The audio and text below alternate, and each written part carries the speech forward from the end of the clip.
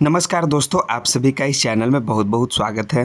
तो आज के इस वीडियो में हम लोग फिर से डिस्कस करने वाले हैं एडुटेरिया का बिहार स्पेशल वस्तुनिष्ठ समान अध्ययन का प्रैक्टिस सेट नंबर 8। तो यह जो प्रैक्टिस सेट है वो आपको बीपीएससी, बीएससीसी, बिहार एसआई शिक्षक भर्ती, बिहार पुलिस एवं बिहार के अन्य सभी प्रतियोगी परीक्षा के लिए बहुत ही उपयोगी है। तो इस बुक में टोटल जो है 53 गो सेट दिए हुए हैं।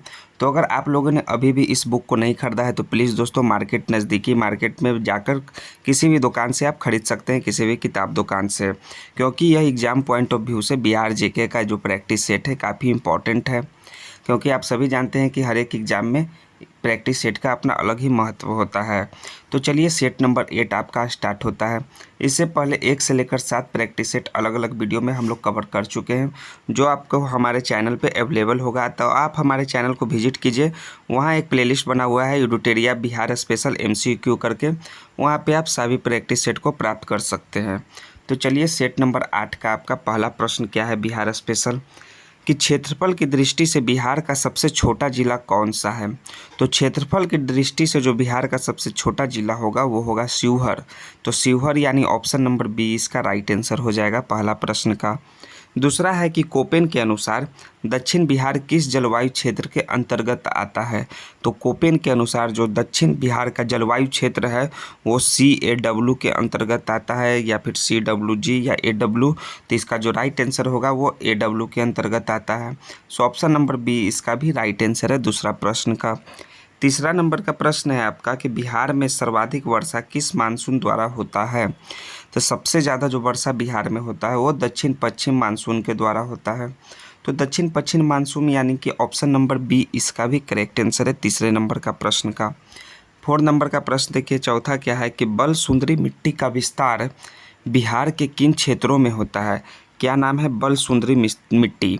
तो इसका जो विस्तार होता है वो पूर्णिया में भी होता है, दरभंगा में भी होता है और मुजफ्फरपुर में होता है। ये तीनों जगह पे होता है, यानी कि ऑप्शन डी उपयुक्त में से एक से अधिक जो है राइट आंसर होगा ऑप्शन नंबर डी 4 नंबर के प्रश्न का। पाँचवा है आपका कि पुनपुन नदी किस स्थान पर गंगा नदी में प्रवेश करती है। तो पुनपुन नदी जो है गंगा नदी में फतुआ पे, किस जगह पे, फतुआ में जो है गंगा नदी में प्रवेश करती है पुनपुन नदी। तो फतुआ यानी ऑप्शन नंबर बी इसका राइट आंसर है 5वां नंबर के प्रश्न का। 6 नंबर का प्रश्न देखिए कि निम्नलिखित में से कौन सी नदी दक्षिण बिहार की सबसे लंबी नदी है। तो सबसे लंबी नदी इनमें से वो नदी का नाम है सोन। सोन जो दक्षिण बिहार का सबसे लंबी नदी है। इस प्रकार से ऑप्शन नंबर ए इसका राइट आंसर है 6 नंबर के प्रश्न का। 7वां नंबर का प्रश्न है कि तेलहर कुंड किस जिले में स्थित है। तो तेलहर कुंड स्थित है दोस्तों कैमूर जिला में। तो कैमूर यानी ऑप्शन नंबर ए इसका भी राइट आंसर है 7 नंबर के प्रश्न का। 8 नंबर का प्रश्न देखिए कि बिहार में नहरों द्वारा सर्वाधिक सिंचाई किस जिले में होता है। तो नहरों के द्वारा जो सर्वाधिक सिंचाई होता है वो रोहतास जिले में होता है बिहार में। तो रोहतास जिला यानी ऑप्शन नंबर सी इसका राइट आंसर है 8वां नंबर के प्रश्न का। 9 नंबर का प्रश्न देखिए कि बाण सागर जल विवाद किसके मध्य है। तो बाण सागर जल विवाद जो है वो उत्तर प्रदेश यानी यूपी और बिहार के मध्य है। तो ये दो स्टेट यानी ऑप्शन नंबर बी इसका 9 नंबर का राइट आंसर हो जाएगा। 10 नंबर का प्रश्न देखिए कि बिहार स्कूटर्स लिमिटेड कहाँ स्थित है। तो यह स्थित है दोस्तों फतुआ में, बिहार के फतुआ जगह पे स्थित है, पटना जिले में फतुआ जगह आता है। सो ऑप्शन नंबर बी इसका राइट आंसर हो जाएगा 10 का बी फतुआ। 11 नंबर का प्रश्न है कि बिहार स्टार्टअप नीति की शुरुआत कब की गई। तो बिहार स्टार्टअप नीति की शुरुआत किया गया था दोस्तों 2017 ईस्वी से। तो 2017 ईस्वी यानी ऑप्शन नंबर बी 11 का राइट आंसर होगा। 12 नंबर देखिए कि प्रसिद्ध बराबर की गुफाएं स्थित है।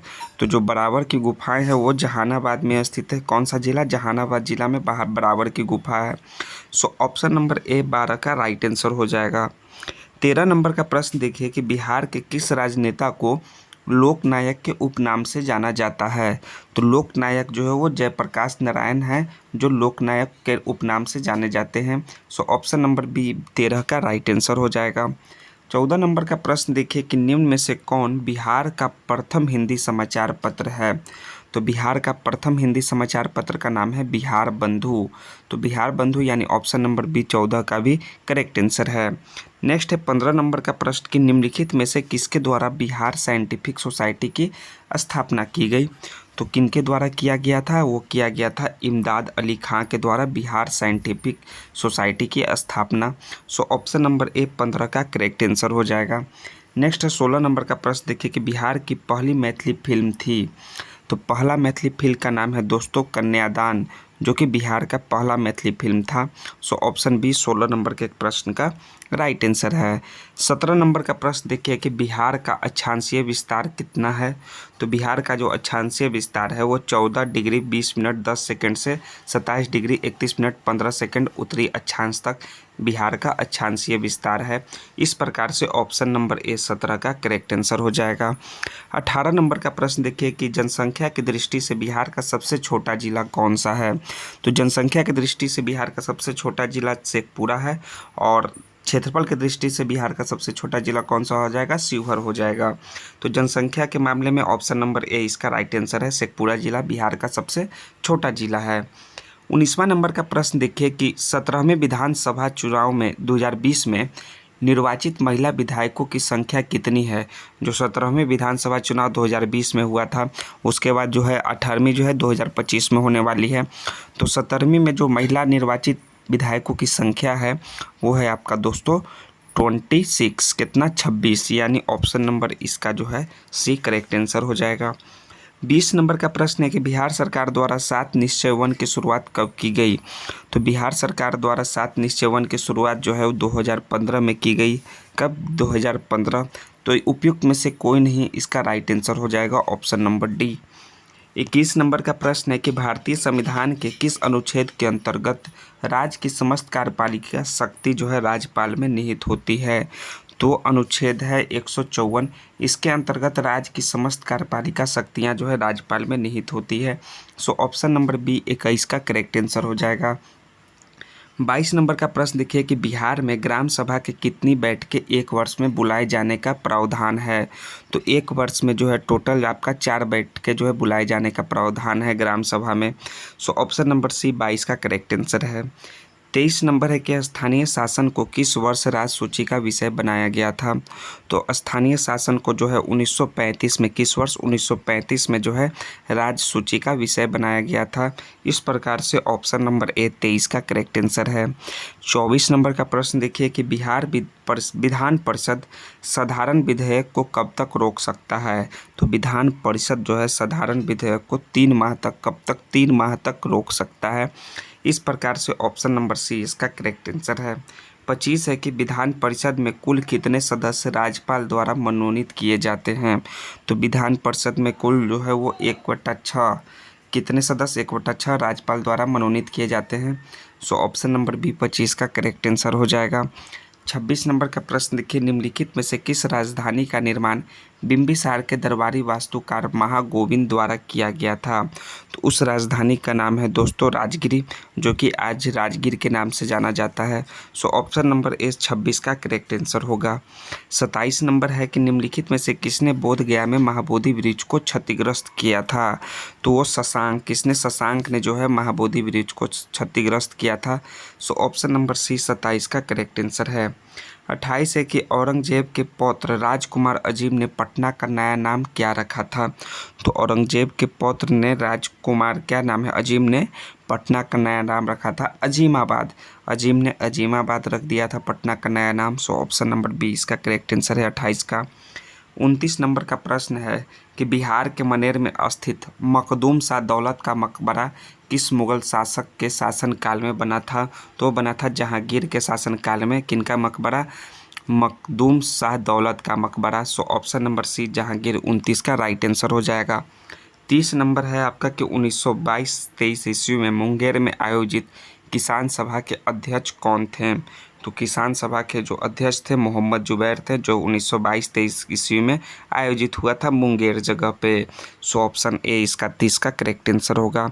31 नंबर का प्रश्न है कि भारत छोड़ो आंदोलन के समय जयप्रकाश नारायण अपने साथियों के साथ कहाँ की जेल की दीवार फांदकर भागने में सफल हुए थे? तो वो जगह था हजारीबाग। कहाँ? हजारीबाग का जो जेल था वहाँ से भागने में सफल हुए थे। सो ऑप्शन नंबर ए इसका राइट आंसर है 31 नंबर के प्रश्न का। 32 नंबर का प्रश्न देखिए कि पटना कलम के अंतर्गत निर्मित चित्रों में समानतः किस विषय का चित्रण हुआ है? तो पटना कलम के अंतर्गत जो है बिहार के सामान्य जनजीवन का जो है उस विषय का चित्रण हुआ है पटना कलम के अंतर्गत। 32 का ए इसका राइट आंसर हो जाएगा। 33 नंबर का प्रश्न देखिए कि असहयोग आंदोलन के समय सदाकत आश्रम से द मदरलैंड नामक अखबार का प्रकाशन किसने प्रारंभ किया था? तो वो किए थे दोस्तों मौलाना मजरूल हक। ऑप्शन नंबर ए इसका राइट आंसर है 33 नंबर के प्रश्न का ए। 34 है कि भारत छोड़ो आंदोलन के दौरान निम्नलिखित में किसे अपराधी जिला घोषित किया गया था? तो भारत छोड़ो आंदोलन जो हुआ था 1942 में हुआ था, तो इस समय अपराधी जिला जो है बिहार के सारण जिले को घोषित किया गया था। 34 का ए इसका करेक्ट आंसर हो जाएगा। 35 नंबर का प्रश्न है कि द्वितीय बौद्ध संगति का आयोजन किसके शासनकाल में हुआ था? तो द्वितीय बौद्ध संगति का आयोजन जो है वो किसके शासनकाल में हुआ था? वो कालाशोक के शासनकाल में हुआ था। तो कालाशोक यानी कि ऑप्शन नंबर सी 35 का राइट आंसर होगा। 36 नंबर का प्रश्न देखिए कि बौद्ध धर्म के प्रचार हेतु सम्राट अशोक ने श्रीलंका किसको भेजा था? तो सम्राट अशोक ने श्रीलंका जो है महेंद्र को भेजा था। तो महेंद्र यानी ऑप्शन नंबर बी 36 का करेक्ट आंसर है। 37 नंबर है कि किस तिब्बती बौद्ध यात्री ने नालंदा और उदंतपुरी में हुए बख्तियार खिलजी के आक्रमण का वर्णन किया है? उस यात्री का नाम है धर्मस्वामिन। तो धर्मस्वामिन जिस प्रकार से ऑप्शन नंबर सी दिया हुआ है वो राइट आंसर होगा। किताब में ऑप्शन सी इसका करेक्ट आंसर है धर्मस्वामिन। 38 नंबर है कि हुमायूं के समय बिहार पर किसका अधिकार था? तो किसका अधिकार था हुमायूं के समय? तो उस समय जो था अफगानियों का अधिकार था। तो ऑप्शन नंबर ए 38 का राइट आंसर हो जाएगा। 39 नंबर का प्रश्न देखिए कि बिहार को मुगल साम्राज्य के सूबा प्रांत के रूप में दर्जा दिया गया। तो वो दर्जा गया 1580 ईस्वी में जो है प्रांत के रूप में दर्जा दिया गया। ऑप्शन नंबर सी 39 का राइट आंसर हो जाएगा। 40 नंबर का प्रश्न देखिए कि अंग्रेज व्यापारियों ने पटना में किस वर्ष अपनी फैक्ट्री स्थापित की थी? तो स्थापित किए थे 1632 ईस्वी में अंग्रेज व्यापारियों ने पटना में अपनी फैक्ट्री। ऑप्शन नंबर सी इसका 40 का करेक्ट आंसर है। 41 नंबर क्या है कि कुंवर सिंह ने किस युद्ध में नाना साहेब को सहयोग किया था? तो कुंवर सिंह ने नाना साहेब को दोस्तों कानपुर के युद्ध में सहयोग किया था। ऑप्शन ए इसका राइट आंसर है 41 का। 42 नंबर है कि पालकालीन चित्रकला का भित्ति चित्र रूप कहाँ से प्राप्त हुआ है? तो यह प्राप्त हुआ है नालंदा से। नालंदा से जो है पालकालीन चित्रकला का भित्ति चित्र रूप प्राप्त हुआ है। ऑप्शन नंबर इसका करेक्ट आंसर हो जाएगा सी।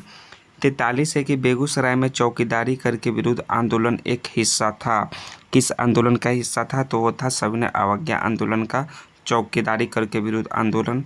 ऑप्शन नंबर बी 43 का राइट आंसर हो जाएगा। 44 नंबर का प्रश्न देखिए कि निम्न में से किस युद्ध के पश्चात ईस्ट इंडिया कंपनी का बंगाल पर शासन स्थापित हो गया? तो स्थापित हो गया था बक्सर के युद्ध के बाद ईस्ट इंडिया कंपनी का बंगाल पर शासन। ऑप्शन सी इसका राइट आंसर है।